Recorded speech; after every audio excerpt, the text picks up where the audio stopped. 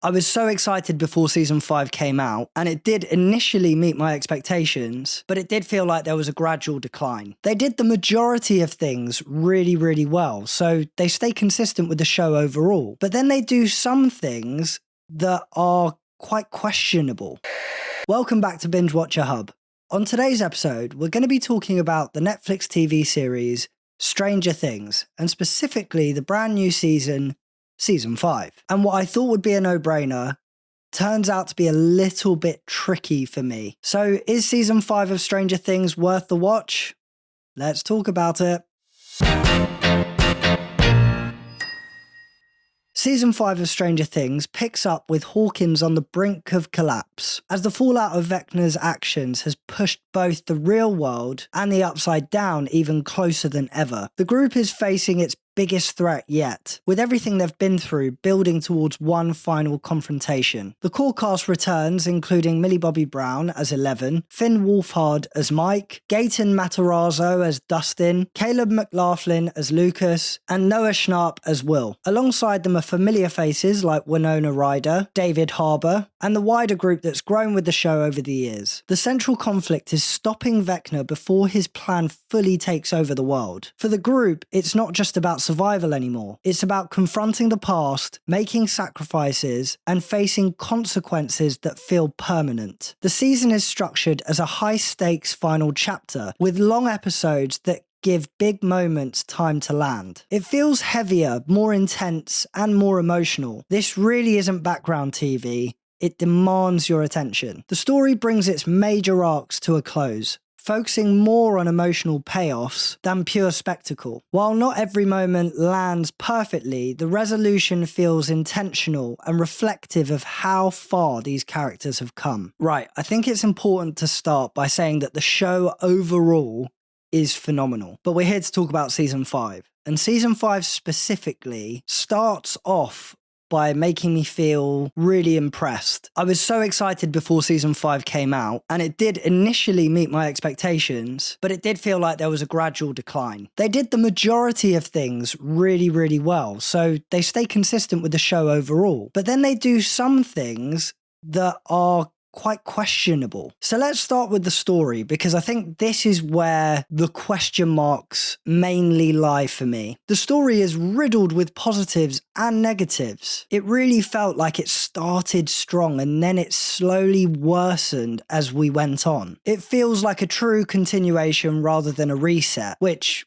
without stating the obvious, is to be expected. Something that I thought they did brilliantly was how they scheduled the release of the final season, which was that they released it in 3 parts. Episodes 1 to 4 were released just before Christmas, episodes 5 to 7 just after, and then you had the finale on New Year's Day. That sequence that they rolled out gave us enough time to breathe and digest what we'd just seen, but also pulled on our strings to satisfy our need to want the next stage in the story. Part 1 for me worked wonders.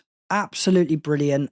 Loved it. Part 2 is where things start to wobble a little bit for me. There is a lot of one-to-one emotional conversations that go on, which is fine, but then there are so many times where a conversation is had between 2 characters, they end that conversation, go away, and then they come back again to pick up another element of a conversation that they need to have, which is really emotional, with the same 2 characters. And it wasn't done once, not just twice, maybe 3 or so times. And then you factor all of that in with all of the other characters that are having one-to-one emotional conversations. And that's where it really just starts to wear you down. And then you're hit with part 3 as the finale to the season, which is where it completely misses the mark for me. Now, anyone that knows this channel well knows that I love long episodes, movies, doesn't matter. I love that because you cover more ground and I think it has better potential. What I don't like is when that is taken advantage of and you're not satisfied by the expectations that you have towards the reasoning of that really long installment. And with season 5 of Stranger Things, the episodes are almost movie length with their duration, roughly around about an hour. And the finale is over 2 hours. Now, it does suit the scale of the story, but it does make this more of a committed watch for some people. Like, you cannot just casually watch this show. But like I said, for me, I absolutely loved it. I loved the fact that they approached each episode being over an hour long, but I can understand how some people might be put off by this because it is a big commitment. Another thing that I really loved about this season were all of the twists that were integrated into it. There are so many bombshells and it feels like a brilliant roller coaster. Just when you think you figured things out, season 5 delivers a complete twist and reframes everything that's going on. The biggest letdown for the show for me is the final battle. After such a big build-up with all of the previous seasons, and in this season alone, it feels like a big shift in focus towards selfless choices and emotion rather than delivering the payout that matches the tension. And to build on that, what I thought was quite interesting was there seemed to be a hidden message, all centered around letting go of the past, almost a Hakuna Matata type of vibe going on. And while I appreciate the underlying message, I would have rather that they focused on delivering something within the true nature of Stranger Things to give it the send-off that it truly deserves and satisfy viewer expectations. The characters are the bedrock of the show, and they're maintained by keeping a consistency coming into this season 5 finale. It honestly felt like a bit of a coming of age type of vibe, where the kids as our main characters have finally come into their own. It almost reminds me of that Harry Potter style transition, where we're reminded of how far those main characters have come and how much they've grown. This season, the group of characters all seem a lot more organised and a lot more focused. They're no longer scrambling, they know exactly what they're up against. The Demogorgons deserve to get a shout out. Their ferocity has always been a highlight of mine, and they've just been brilliant for the show. I mean, there were multiple times, especially when I first started watching the show,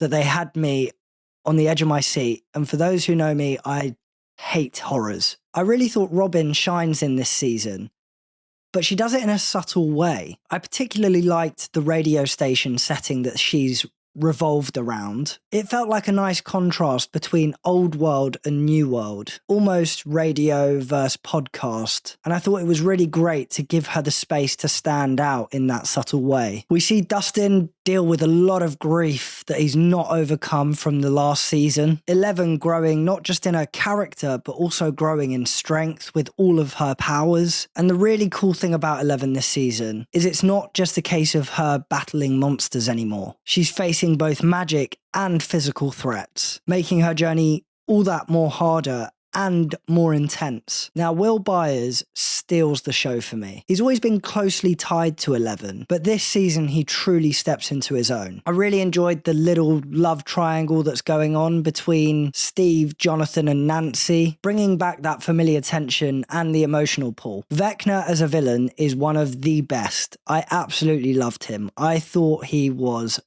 brilliant. Definitely up there for me with one of the great villains. And a few characters that didn't go under the radar, but weren't the star of all the seasons were definitely Dr. K. I thought she was particularly unhinged and a brilliant character to take over from the previous mad scientist in Martin Brenner. I really liked that they gave more screen time in a different type of way to Mr. Scott Clark, who's our fan favourite science teacher. And then you have Lieutenant Robert Akers, who's the ruthless right-hand man to Colonel Sullivan, who's another one that's completely ruthless. The viewing experience stays consistent, so there's not an awful lot to call out that we wouldn't already be calling out from all of the seasons previously, but the 80s authenticity and attention to detail don't go amiss. Like, they got it spot on. From the cars to the costumes to the hairstyles, buildings, and all the set designs as a whole just play a huge part in aiding the story's progression. So, is season 5 of Stranger Things worth the watch? I'm going to say yes for my love of the show in its entirety. I thought season 5 was good, but I can't help but feel that I came away not feeling completely satisfied. There's a lot of question marks that feel unanswered, and the final battle really wasn't the greatest for me. With all the pressure build up in this final season, and with how long the episodes are, I was expecting a much longer battle sequence. If you're looking for a TV show that's highly character driven, then this could be the show for you. If you're a fan of the show, then I don't need to tell you, right? I give season 5 of Stranger Things a 4 out of 5 buckets. Now it's your turn. If you've already seen season 5 of Stranger Things, what did you think? Did it live up to expectations or did it miss the mark? And if you haven't checked out the show yet, does it sound like something that you would binge? Let me know your thoughts down in the comment section below. As always, don't forget to like, comment and subscribe for more reviews and reactions right here on Binge Watcher Hub. Until next time, happy binge watching.